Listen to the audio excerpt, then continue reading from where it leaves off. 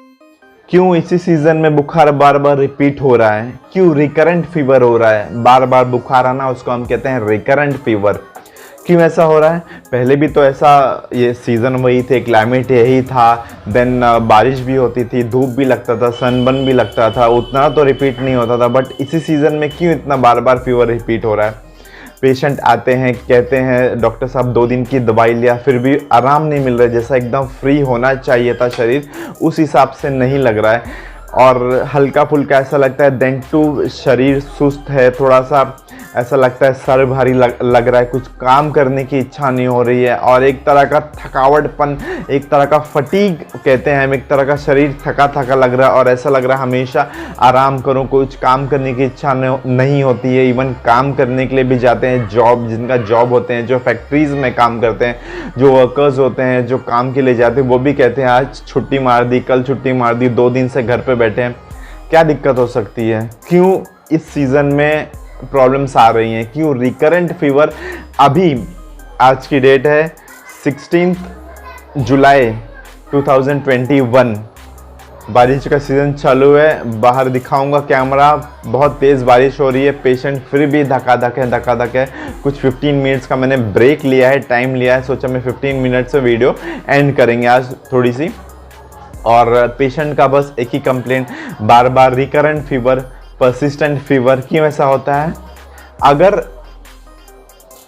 Body temperature 96.3 degree Fahrenheit देख लो, fever अगर 100 degree से कम होता है फ़ारेनहाइट में, देन इट्स नॉर्मल। और 100 डिग्री है, 100 के ऊपर है, थोड़ा सा रिस्की वाला मामला हो सकता है। और अगर सेल्सियस में काउंट कर रहे हैं तो 37 डिग्री सेल्सियस नॉर्मल है, 36.8 36.7 नॉर्मल है, या फिर 37 या अबोव 37 होता है तो थोड़ी सी दिक्कत आ सकती है।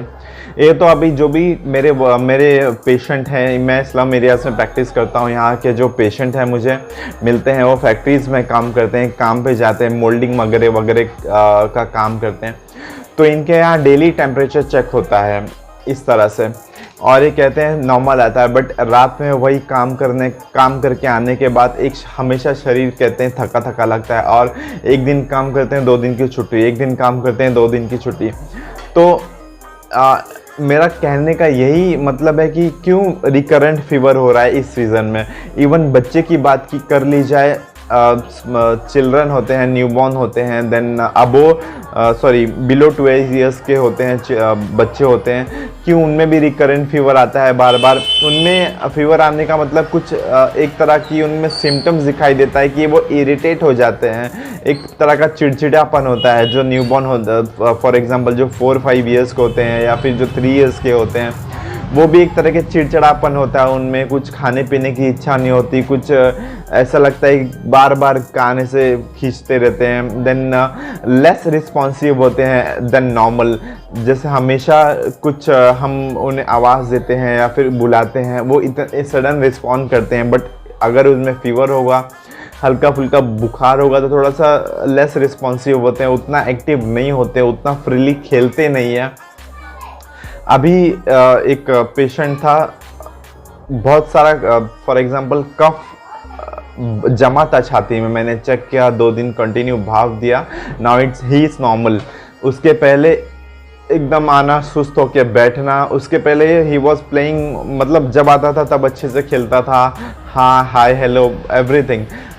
कुछ 2 दिन पहले की बात है, आके लेस रिस्पॉन्सिव, देन एकदम आराम से बैठना, सुस्त होना। और जब मैंने कंटिन्यू 2 दिन भाप दिया नेबुलाइजर से, देन अभी इट्स ओके, ठीक है, वापस से जैसा रिस्पॉन्ड करना था वैसे करता है। बट क्यों होता है ये सीज़न में फीवर, उसी के बारे में डिटेल में बात करेंगे, धीरे धीरे 1 बाय 1 एक पॉइंट कवर करेंगे। वीडियो से अगर अच्छी लग रही हो तो यहाँ लाइक का बटन है, यहाँ पे शेयर का, और यहाँ पे सब्सक्राइब का, प्लीज़ लाइक एंड शेयर ज़रूर करें, सब्सक्राइब कर दें ताकि ऐसे ही हेल्थ रिलेटेड वीडियोस मैं आपके लिए लाता रहूं।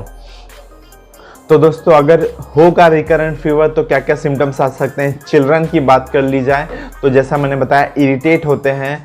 देन कभी कभी इनकेस अगर हम क्या होता है, मेडिसिन तो दो देते हैं, बट अगर डिटेल में हम उनमें स्टडी करे तो, या फिर डिटेल में पूछताछ करने के बाद क्या पता चलता है कभी कभी यूरिन इन्फेक्शन के वजह से भी फीवर रिकरेंट होता है, पेशाब में जलन होता है, एक तरह का यूरिन पास नहीं होता, संडास में स्टूल में भी एक तरह का बर्निंग सेंसेशन होता है, कभी कभी लाल कलर का स्टूल भी होता है, तो बैक्टीरियल इन्फेक्शन होता है, या फिर कभी कभी वॉर्म्स ट्रबल होते हैं, राउंड वॉर्म होते हैं, राउंड वॉर्म होते हैं। उस वजह से भी बच्चों में कभी कभी रिकरेंट फीवर आने के चांसेस होते हैं, और ऐसे ही चल भी रहा है। तो इस केस में कुछ खूब सारी मेडिसिन रहती हैं, वो हम रिकमेंड करते हैं। मेडिसिन के ऊपर तो मैं बाद में आऊँगा, बट हम डिस्कस कर रहे थे बच्चों के ऊपर, अगर बच्चों में फीवर आते हैं तो क्या क्या सिम्टम्स हो सकते हैं। तो first of all urine infection होता है तो रिकरेंट फीवर आ सकता है। देन अगर कॉफ, अभी तो बारिश का सीजन चल रहा है तो कॉफ वाले पेशेंट खूब सारे मिलते हैं, उन्हें नैब लगा के उनका जो छाती में कॉफ जमा होता है वो निकालना पड़ता है। एक दो बार वॉमिटिंग होती है तो उससे सारा कॉफ ढीला होकर निकल जाता है। कभी कभी संडास के रास्ते स्टूल में एक तरह का स्टिकी रहता है तो पूरा कॉफ निकल जाता है, ये होना बहुत ज़रूरी है, उसके वजह से कभी कभी रिकरेंट फीवर आते हैं। देन छोटे बच्चों में चिल, एकदम ठंडी लग के बुखार आता है, एकदम राइगर वाला, तो रिकरेंट फीवर का कारण ये भी हो सकता है।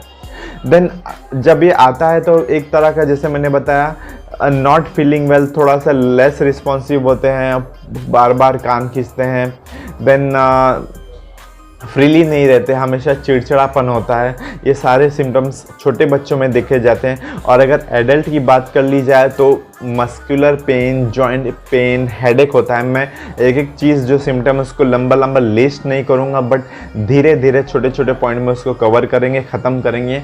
हेडेक होता है, माइग्रेन का दर्द हो सकता है, माइग्रेन जैसा दर्द होता है, माइग्रेन का दर्द नहीं होता कभी कभी जब रिकरेंट फीवर आता है तो। देन मस्कुलर पेन हो सकता है, मसल्स पेन हो सकती है, देन जॉइंट पेन हो सकता है, कभी कभी कंटिन्यू अगर कॉन्स्टिपेशन है तो फीवर आ सकता है, अगर बाहर का कुछ खा लिया अनहाइजीनिक तो उसके वजह से डायरिया, लूज मोशन के वजह से भी फीवर आता है, चिल्स आता है, ठंडी लेके बुखार आता है। देन जैसा मैंने बताया, हेडेक, जॉइंट पेन, एक तरह का फटीग होता है, कुछ काम करने की इच्छा नहीं होती, शरीर हमेशा थका थका लगता है। और क्या होता है, कुछ मैं अपने जो मेरे पेशेंट आते हैं उसके बारे में बताता हूँ। मेडिसिन 2 या 3 दिन की कंटिन्यू करने के बाद भी कहते हैं एक तरह का वीकनेस बना होता है शरीर में, तो मैं कुछ उनको मल्टीविटामिन रिकमेंड करता हूँ। अभी तो फ़िलहाल अवेलेबल नहीं है मेरे पास, कुछ मैं उनको मल्टीविटामिन रिकमेंड करता हूँ ताकि शरीर में जो थोड़ा वीकनेस है वो अच्छा हो जाए और थोड़ा सा शरीर एनर्जेटिक हो जाए और वो नेक्स्ट डे अपना जॉब कंटिन्यू कर सकें। तो वो क्या चीज़ है, क्या मल्टीविटामिन है, वो भी थोड़ा सा वीडियो के डिटेल में बताएंगे। देन और क्या हो सकता है सिम्टम्स, आप बताइए कमेंट सेक्शन में।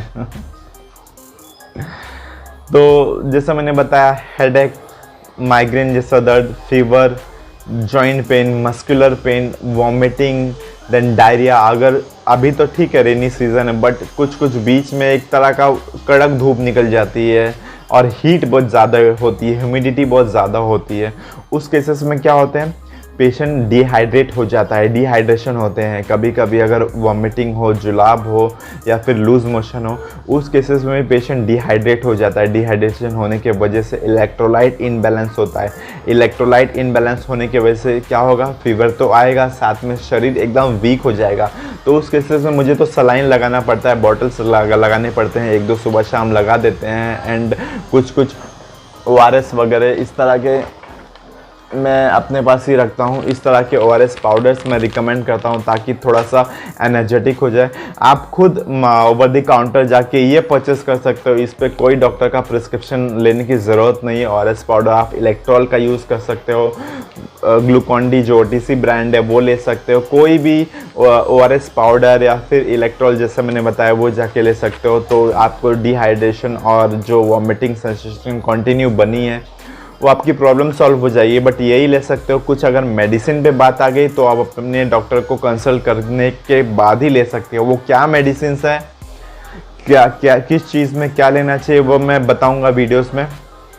अभी तो फ़िलहाल हम सिम्टम्स की बात कर रहे हैं। तो मैंने बताया सिम्टम्स हो, बच्चों में सिम्टम्स हो गए, बड़ों में सिम्टम्स हो गए, क्या क्या दिखेंगे कंटिन्यू फीवर आ रहा है तो। देन अब डायरेक्टली आते हैं मेडिटेशन की ओर। हम क्या मेडिटेशन ले सकते हैं, क्या ट्रीटमेंट ले सकते हैं, बच्चों पेशेंट में क्या ट्रीटमेंट हो सकते हैं, देन बड़ों में है, एडल्ट में है तो क्या ट्रीटमेंट हो सकते हैं रिकरेंट फीवर के।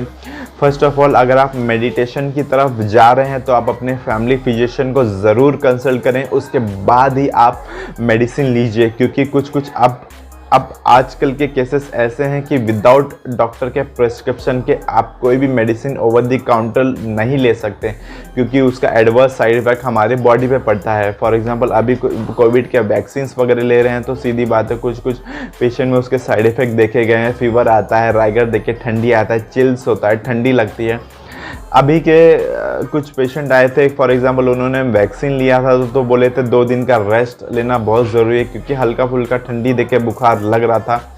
तो उसमें कुछ एंटीबायोटिक्स देने के बाद लेने के बाद नाउ अभी तो वो ठीक है, फाइन है, बट देन टू वैक्सीन की वजह से भी रिकवरेंट फीवर हो सकता है। कुछ बॉडी में बैक्टीरियल इन्फेक्शन, जैसा मैंने बताया, निमोनिया का अगर लक्षण है तो, देन यूरिन में इन्फेक्शन है तो, पेशाब में जलन है, पेशाब खुल के नहीं हो रही है, या फिर पेशाब येलोइश हो रही है तो बैक्टीरियल इन्फेक्शन हो सकता है। Then influenza like illness, virus या इन्फ्लुएंजा जैसे सर्दी, खांसी, जुकाम, बुखार के इन्फेक्शन हो सकते हैं रिकवरेंट फीवर। कंटिन्यू नाक से पानी आ रहा है, देन थ्रोट में कुछ इन्फेक्शन है, जैसे टॉन्सिलाइटिस के इन्फेक्शन में हमेशा शरीर, आंखों से पानी आता है एक तरह का। कुछ भी आप खाओगे, निगलोगे तो हमेशा चुभन जैसी फीलिंग आती है, चुभन जैसा होता है। उस केसेस में हम पेशेंट को यही रिकमेंड करते हैं हमेशा वार्म वाटर, हल्का गुनगुना पानी में हल्का नमक डाल के आप पिएंगे तो आपकी टॉन्सिलाइटिस की इन्फेक्शन, टॉन्सिलाइटिस का जो दिक्कत होगी वो सॉल्व हो जाएगी। और आप माने ना माने, डेफिनेटली टॉन्सिलाइटिस से फीवर और फटीग वाली जो फीलिंग होती है वो बनी रहती है। फटीग यानी कंटिन्यूस इन्फेक्शन भी होता है और एक तरह का बॉडी में सुस्त रहता है और फीवर तो बना ही रहता है। तो उसमें भी 2 या 3 दिन के कंटिन्यू मेडिसिन होते हैं, एंटीबायोटिक्स का ट्रीटमेंट होता है, वो लेना बहुत ज़रूरी होता है। दोस्तों, करते हैं क्या है, पेशेंट 2 दिन का ट्रीटमेंट लिया, अच्छे हो गए और दवाई कहाँ फेंक दी पता नहीं। फिर 2 दिन के बाद जब दवाई का गैप हो जाता है तो 2 दिन के बाद आते हैं, कहते हैं डॉक्टर साहब आराम नहीं हो रहा है।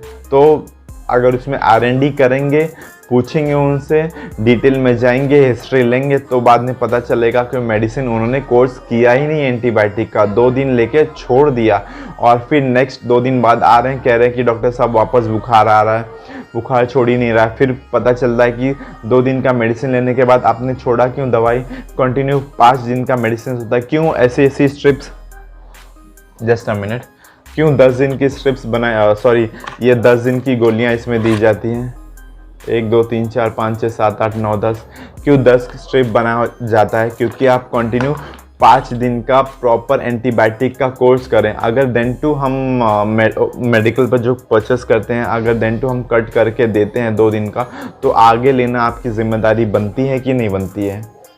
वो आगे आके मेडिसिन लेगा कौन, ये 6 डोज एक साथ, स्लम एरियाज़ है या फिर पैसे की दिक्कत है, उतने नहीं है, उतने अफोर्ड नहीं कर पाते हैं, तो इसलिए हम कट करके देते हैं। कट करके देने का मतलब पेशेंट 2 दिन में ठीक तो हो जाते हैं, बट कभी कभी किसी को रिकरेंट फीवर की बात कर रहे हैं आता है तो क्या करना चाहिए, तो उन केसेस में कंटिन्यू 5 दिन का एंटीबायोटिक लेना बहुत ज़रूरी होता है। और एंटीबायोटिक आप कभी भी मेडिकल पे जाके या over the counter without prescription आप नहीं ले सकते हो, क्योंकि बहुत सारी दवाइयाँ होती हैं, शेड्यूल H की होती हैं और खूब सारे दवाइयाँ ऐसी रहती हैं जिसका एडवर्स साइड इफ़ेक्ट हमारे बॉडी पे पड़ सकता है। पेशेंट खा तो लेते हैं, लेकिन 90 में से 100 में से कुछ 2% केसेस ऐसे रहते हैं जिनमें एडवर्स साइड इफ़ेक्ट देखे गए हैं। बॉडी पे स्किन एलर्जी हो जाती है, स्किन रैशेस हो जाते हैं, देन जैसा मैंने बताया पेशाब होने में दिक्कत होती है, लाल कलर के चकते हो जाते हैं शरीर में, उसमें ईचिंग होता है, बर्निंग सेंसेशन होता है। फिर आते हैं बोलते हैं डॉक्टर बाहर की दवाई खाने से ये हो गया, तो फिर वो अलग उनके कुछ लीवोसिट्राजिन वगैरह टैबलेट्स होते हैं वो देना पड़ता है ताकि जो आर्टिकुलर रैशेस हैं वो दब जाए। बट इतना करना ही क्यों है, आप डॉक्टर के पास जाएंगे, उनका प्रिस्क्रिप्शन लो और उनके प्रिस्क्रिप्शन के हिसाब से दवाई लो, कुछ दिक्कत ही नहीं आएगी। मैं तो यही रिकमेंड करता हूँ अपने पेशेंट को, और डेफिनेटली वो फॉलो भी करते हैं। कुछ होते हैं यार सब जगह दो जो फॉलो अप देते ही नहीं कभी, वो तो हर किसी के पास ऐसे होते हैं पेशेंट। आप भी कभी फॉलो अप नहीं दिए रहेंगे ऐसा होता है, और खूब सारे तो फॉलो अप देते हैं, सीधी बात है। तो दोस्तों, मेडिटेशन की तरफ जाने के पहले अगर आप खुद घर में होम रेमेडीज़ कुछ घरेलू इलाज कर रहे हैं तो वो भी कर सकते हैं। अगर टॉन्सिलाइटिस का इन्फेक्शन है, खाने पीने में दिक्कत हो रहा है, दर्द हो रहा है, तो नमक शक्कर आप थोड़ा सा वार्म वाटर में गर्म पानी में थोड़ा सा हल्का नमक डाल के गरारा करेंगे तो टॉन्सिलाइटिस का जो इन्फेक्शन है, गले में जो इन्फेक्शन है, कुछ खाने पीने में जो दिक्कत हो रहा है, चुभ रहा है, वो कम हो जाएगा। कंटिन्यू 3 से 4 दिन गरारा करो, नेक्स्ट डे चौथे दिन आपकी प्रॉब्लम सॉल्व विदाउट मेडिटेशन। तो ये आप एज अ होम रेमेडीज ले सकते हो। देन अगर काढ़ा ले सकते हो, खूब सारे। अब तो एक तरह का रामबाण इलाज है काढ़ा। अगर इम्यूनिटी वीक है, लो है, कंटिन्यू कभी कभी फीवर आ रहा है तो काढ़ा लेके ट्राई कर सकते हैं, हो जाता है, फीवर कम हो जाते हैं, एक इम्यूनिटी स्ट्रांग भी हो जाती है। क्योंकि इस कोविड पैंडमिक में लोगों ने 2 साल से यही किया है काढ़े का खूब यूज़ किया है। देन अगर डिहाइड्रेशन है तो ORS पाउडर, नमक डालना है, थोड़ा सा सॉल्ट, आपको थोड़ा सा सॉल्ट लेना है, थोड़ा सा शुगर ऐड करके 1 गिलास पानी में सुबह शाम पीजिए। डिहाइड्रेशन वाली प्रॉब्लम सॉल्व हो जाएगी। वॉमिटिंग है, दस्त लग रहा है, अगर शरीर में पानी कम हो गया तो कंटिन्यू आपको दिन में 4 से 5 लीटर आप पानी पीजिए, आपकी वो प्रॉब्लम सॉल्व हो जाएगी। देन यूरिन इन्फेक्शन है, पेशाब में जलन है, तो सेम सोल्यूशन, पानी ज़्यादा पीना है। पानी कम हो जाता है तो इलेक्ट्रोलाइट इनबैलेंस होता है। इलेक्ट्रोलाइट इनबैलेंस होने की वजह से क्या होता है, पेशाब में जलन होता है, और एक तरह का पेशाब रुक के होता है। तो उसके लिए आप कंटिन्यू पानी ज़्यादा पिएंगे, खूब पानी पिएंगे, कम से कम 4 या 5 लीटर पानी पिएंगे, तो ये भी प्रॉब्लम आपकी सॉल्व हो जाएगी। तो आप ये भी घर पे इस्तेमाल करके देखिए। और क्या कर सकते हो, और क्या बताऊँ मैं आपको देन अगर गले में, जैसा मैंने बताया, इन्फेक्शन है तो गरम सूप पीजिए। टोमेटो सूप ले सकते हो, निचोड़ना है थोड़ा सा हल्का, उसको ट्रायल करना है, बॉईल करना है, और वो पी के देखिए, आपका गले का इन्फेक्शन सॉल्व हो जाएगा। देन अगर मेडिटेशन की तरफ बढ़ते हैं तो दवाइयाँ तो खूब सारी हैं, सॉल्व हो जाएगा इससे। बट दवाइयों के लिए तो मैं एक ही चीज़ रिकमेंड करूंगा आपको, आप अपने फैमिली फिजिशियन के पास जाएं, उनसे कंसल्ट कराएं, और क्या क्या दिक्कतें हैं उनको लिस्ट कराएं। लंबी चौड़ी लिस्ट होगी तो वो आपको बताएंगे। नॉर्मल पैरासीटामॉल यूज़ कर सकते हो, फीवर कम हो जाएगा। अगर नहीं कम होता है तो विज़िट करो, बताओ क्या क्या दिक्कतें हैं, और आशा करते हैं सोल्यूशन तो देंगे ही वो। वीडियोस अगर अच्छी लगी हैं तो लाइक एंड शेयर ज़रूर करें। मेरे चैनल को सब्सक्राइब कर लें ताकि ऐसे हेल्थ रिलेटेड वीडियोस मैं आपके लिए लाता रहूं। अगर देन टू कमेंट सेक्शन में रिप्लाई नहीं आता, कुछ भी डाउट है कमेंट सेक्शन में रिप्लाई करें। इस वीडियो से रिलेटेड आशा करता हूं उस क्वेश्चन का आंसर ज़रूर दूंगा, सोल्यूशन ज़रूर दूंगा। आप देन टू कमेंट सेक्शन में रिप्लाई नहीं आता है तो मेरा नंबर है, फ़ोन नंबर है 8149272954। नंबर पर जाके व्हाट्सअप कर सकते हैं। जो कुछ प्रॉब्लम है, डाउट है, वो क्लियर कर सकते हैं। इनकेस फ्री रहा तो डेफिनेटली आपका सोल्यूशन दूंगा। देन टू व्हाट्सअप के अबाउट सेक्शन में मेरा फ़ोन नंबर है, वहाँ पे लिख आप जाके व्हाट्सअप कर सकते हैं। मुझे डायरेक्टली कॉल नहीं करना है, सिर्फ व्हाट्सअप करना है ताकि मैं उस व्हाट्सअप का रिप्लाई दे दूँ आपको। बिज़ी होते हैं तो कॉल रिसीव करना, अटेंड करना पॉसिबल नहीं होता, और ऐसे केसेस में ऑनलाइन कंसल्टेशन भी बहुत फ़ायदेमंद साबित हुआ है। तो उस केसेस में डेली के 10-12 कॉल्स हैंडल करना, उनको गाइड करना, प्रॉपर 10 to 15 मिनट्स उनके लिए देना बहुत ज़रूरी होता है। एक पेशेंट को एटलीस्ट 10 to 15 मिनट्स देना होता है। उनको सेटिस्फाई जब तक नहीं होंगे तब तक हमें लगे रहना होता है। एंड सेटिस्फाई हो गए तो उस दिन समझ लिए कि my job has been done. तो डेफिनेटली व्हाट्सअप करो। नहीं समझ में आता है तो आप बताइए क्या दिक्कतें हैं, आशा करता हूँ सोल्यूशन दूंगा उसका। और वीडियोस अच्छी लगी हो तो लाइक एंड शेयर ज़रूर करना। मिलते हैं नेक्स्ट वीडियो में एक और नए टॉपिक के साथ में। तब तक के लिए शुक्रिया, धन्यवाद।